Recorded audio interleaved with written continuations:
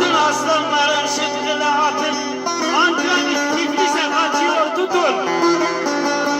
Bütün aslanları Allah aşkına, şehit olanımız cennet köşkünde. Atın aslanlarım Allah aşkına, şehit olanımız cennet köşküne. Vur aslanlarım Allah aşkına, şehit olanımız cennet köşküne.